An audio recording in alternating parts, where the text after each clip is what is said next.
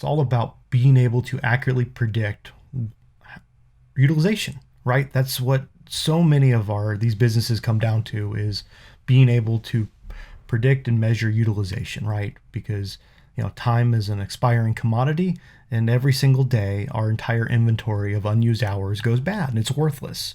So how do we make sure that things are happening like we think they should? This is the Agency Profit Podcast, the podcast for agency owners that want to run a more profitable business that doesn't depend on them. Introducing your host, CEO and co-founder of Parakeeto, Marcel Pettipaw.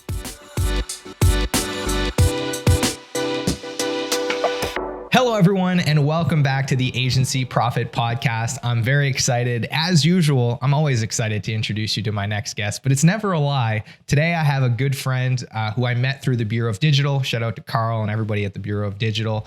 He is the co-founder and vice president of Sparkbox, a web design and development firm that crafts responsive websites and web applications, where he oversees operations and finance, all the things we love to talk about here on the show. He's also the co-host of a great podcast called Overly Human. And today he's here to share something that I've heard him speak about a couple of times through the Bureau of Digital, which is forecasting, the thing that we're all trying to get to as agency owners, it seems, but a lot harder to do than it sounds. So with all of that, thank you so much for taking the time to be on the show, Rob Harr. Yeah, I'm glad to be here. Thanks for having me. Well, we've been saying, or I've been saying at least, I need to have you on the show for quite some time, because in the Bureau of Digital community, you've kind of been bestowed the responsibility of being the forecasting guy. That just seems to be something that you were called to do for whatever reason. And, you've really become a thought leader outside of that community, but very much inside of that community on all things forecasting and more generally operations. So I'm really curious to know, how did that start? How did you get pulled into this space and start spending so much of your time speaking about these things? Yeah, so I think it goes back to the beginning of Sparkbox. So we've been doing the company for about 11 years now, and like most owners of digital studios, it was kind of accidental. My background is in software development, architecture, specifically security and scalability, and I found myself an owner of a company and kind of running a team, and not really having a lot of formal business training at all. And we ran that way for about 2 years, and then we started hitting up some hard limits of nobody kind of understanding what it took to get the work done and how to do it profitably and to make money at doing this. And I kind of decided to take it upon myself, between me and my business partner, that I was going to jump in and figure all this stuff out. Somebody had to, if we were going to keep doing it. It felt like until you do that, it feels like quicksand. So I jumped in, and I kind of had a good head for numbers and spreadsheets and enjoyed that stuff anyway, and really kind of tried to figure out what it was going to take to do this. And because I had no real formal training, I hired an outside coach, a mentor that kind of came in and spent time with me and beat me up and kind of taught me the ropes, I guess to say. And he would basically come in and spend an hour with me or two every single week and just coach me. And he was really, really good at only giving me the next little bit as I was ready for it. And never too big of bites, but always building this discipline of repeatability. And one of the things he just said over and over and over again is, you won't be in control of your business until you can predict it. And that was like this moment. It was like, no, okay, so this is what I got to get good at. I got to get good at predicting what's going to happen. So what are some of those fundamental building blocks that you had to get in place to get to a place where you're able to start forecasting and get that level of insight that you needed to operationalize the business? Yeah, I think it really comes down to this whole idea of discipline, and not so much that discipline is made up of willpower, because willpower isn't something that lasts, but is discipline being a system of habits that you can train and design for a specific outcome. And how do we make things repeatable? How do we make things intentional so that when things are done, we're happy with the result and we'll know they're done, and that things aren't unintentionally missed? Because I think we all have the best intentions, but life happens. And if you don't spend the time to write down what your system is, one, you'll never get more people involved because they won't know what to do. But two, like you'll skip it because something happens, the urgent happens. And, I find that a lot of owners, and I was guilty of this too, spend so much time on the urgent that they forget to do the necessary. And if we really write those things down, we can still choose not to do them because they're not the most important thing on the list, but they'll be written down and we can come back to them. And what I've learned is, so much of what needs to change is not just process, but it's culture. Like there's culture that needs to take place so that we can do really well. One of my favorite quotes out there is this whole idea that in order to have extraordinary results, we need to become really, really disciplined and good at the ordinary. How do we make things non-events and have, these grooves set up where the right behavior becomes the default and becomes the easiest path to take? And I think that's one of the things that I had to learn is how do we set those grooves up and walk those paths over and over and over again to develop ruts so that by default, good things are happening. So it sounds like documenting process and really just figuring out how to build a culture around, like maintaining and following process was really important. Anything else that you think was like really a foundational building block to start building the kind of agency that you wanted on top of? Yeah, I think the other thing is feedback loops and making sure that, everything can be broken down to this whole idea of, predict, measure, adjust, predict, measure, adjust. And I think that it's a really simple concept, but it's not easy to do and do in the same way over and over and over again and to stick with that process. Because I think one of the things that gets in the way is, humans. Humans want to be right. Humans think they're really good at predicting the future when in fact, when shown that data that we're not so good at, it hurts our feelings. So how do we separate, who you are as a person from the job we're asking you to do and giving you tools to improve? And me saying that, hey, this we got this wrong isn't me saying, you're a horrible person. It's, hey, what can we learn from this to do better next time? Because let's just not make the same mistakes. Let's make better mistakes, different mistakes. Hey, it's Marcel here, and I just want to take a quick second to thank you for tuning into the show. I hope you're getting so much value out of today's episode, and if you are, then I want to encourage you to head on over to parakeeto.com where you can get access to even more great resources to help you run a more profitable agency, like additional episodes of the show, blog posts detailing the things we talk about, as well as lots of free downloadable checklists, spreadsheet templates, and other resources, all designed to help you run a more profitable agency. So with that, hope you enjoy the rest of the episode, and I'll let you get back to it. It's all about being able to accurately predict utilization, right? That's what so many of these businesses come down to, is being able to predict and measure utilization, right? Because time is an expiring commodity, and every single day our entire inventory of unused hours goes bad and it's worthless. So how do we make sure that things are happening like we think they should? Project managers, developers, designers, we're all optimistic, and we all, without the data and feedback, will look at something and say, well, of course it'll be easy to put in 6 hours on this because everything will be there and we'll have everything we need. So we'll just do that. And, that ignores the realities of clients sometimes can hold up timelines and all the other things that can happen. So by putting that feedback loop in, it allows us to say like, okay, what are my contingencies?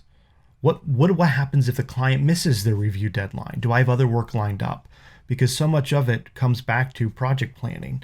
And for us, what that looks like is we ask all of our project managers before the end of every week to be able to forecast out as far as they can see into the future.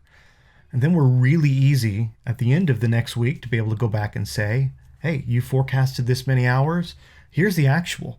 And this is the delta. And like I said, we don't want to look at anyone and say, hey, you did a bad job, you're a bad person. But it's more of allows us to ask good questions, right? What happened? One of the other things I want to dig into is something that you said recently, which was I don't let project managers bring an estimate to me unless they've got 2 other projects that smell similar to compare it to. Could you dig in a little bit more into that and how you think about estimation and why looking at historical data is so important for you. So, me and our director of projects kind of sat down and said, okay, well, where do we have good data about how good we are at estimating? And we said, well, we've got other estimates that we've done, and we've got the actuals looking back. And, when you really break it down, there's not that many different types of projects. They all have, there's a couple different shapes they take, a couple different ways they look. So can we use that data to help inform, future decisions so we're making different mistakes? That's the key. Like, so much of this is not repeating the same mistakes over and over again. So we started looking for similar projects that had a similar shape to use to justify, our new estimates and looking at the actuals. And then we could go back and look at those estimates and see what we missed and make sure we're not missing those same things again and accounting for that stuff. And is it perfect? No, but it provides a way to get better over time. So great insight on that. The last thing that I want to try and extract from your brain, Rob, there's so many things actually that I want to extract from your brain, but the last thing that we probably have time to extract from your brain is just around your view on time tracking. This is something that, when I get invited on a podcast, I can talk very passionately about. I think time tracking is one of those things that has, that can be controversial in the industry. How do you feel about time tracking? Do you feel like it's important, and why? I think it is one of the most important things that agencies and or studios can do. When you look at, most agencies and studios spend anywhere from, 58 to 75% of every dollar coming in back on people. That makes it our number one cost by an astronomical margin. So not knowing where our time is going is basically not knowing how we're spending our money. And, if I were to say to you, like, hey, I'm going to, your credit card and your personal expenses, I'm not going to give you any insight to how you're spending 60 to 75% of your money. You just have to trust that it's being spent the right way. You'd look at me like I'm crazy, like I've got a third eye. Like, what do you mean you're not going to tell me where I'm spending my money? And, I realize that that's not always a comfortable place to think about time, but that's the reality. That's the deal we set up with employees is, really simply, I'm bulk buying, somebody's hours, 2,080 of them a year at a pre-negotiated rate. And they hope that I can turn around and make a profit at them so that they can continue having a job and the company continue to exist. It's not that hard of a business model. But I think that if we don't track our time, we're lying to ourselves that things will just work out. And you're setting yourself up for all kinds of different profit leaks. And I think that goes for no matter how you do your pricing. If you're doing your pricing by value or fixed price or, T and time materials like we do, you still have to know where it's being spent to know what your effective hourly rate is and where the money goes.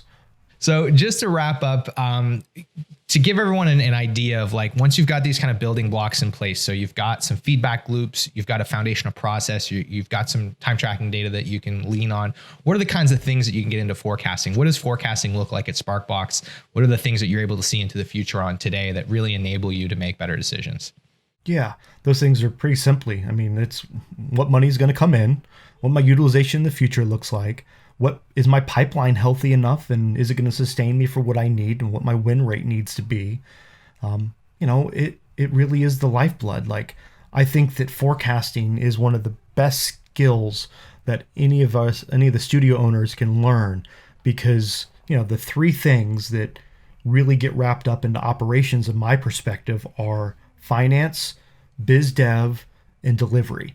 And forecasting is a thing that binds them together, that allows us to look into the future of our finances and know what we're going to be able to predict our production schedule and deliver things on time, and be able to know what we need from biz dev. And if we can, when is the next time we can start a project? How many times do we ask that? Well, when can we start? And, the simple truth of these businesses is that what winning looks like is when your capacity to do biz dev is greater than your capacity to do the work, because then you don't have those gaps in utilization. But to get there, you have to be able to tell people when you can start and how you're going to be able to do that. So, like, I don't see how you separate running good, profitable business from figuring out how to do forecasting and to get some of those insights, be it financial, be it project-based, be it accuracy, be it biz dev. All of that stuff is interconnected.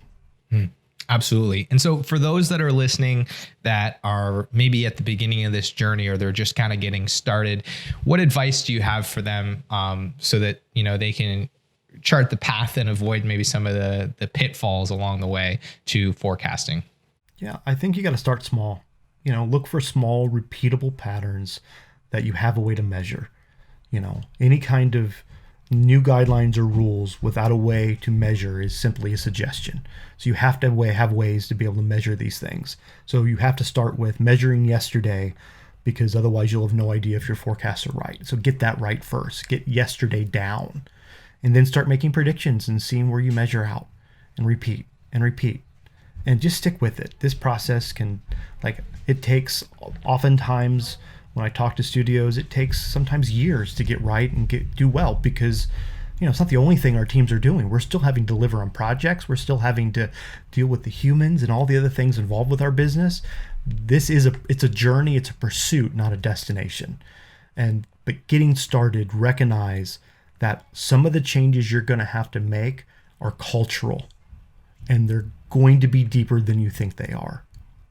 All right. So with all of that, Rob, thank you so much for coming on the show, for sharing your wisdom, and for making time for us. We really appreciate you being here. Yeah, thank you. Appreciate it. Well, that's all for today's episode of the Agency Profit Podcast. I hope you enjoyed the show. And if you did, make sure you subscribe so you never miss another episode. And make sure you head on over to Parakeeto.com to get access to lots of other great resources to help you run a more profitable agency. Thanks so much for tuning in, and I'll see you on the next episode.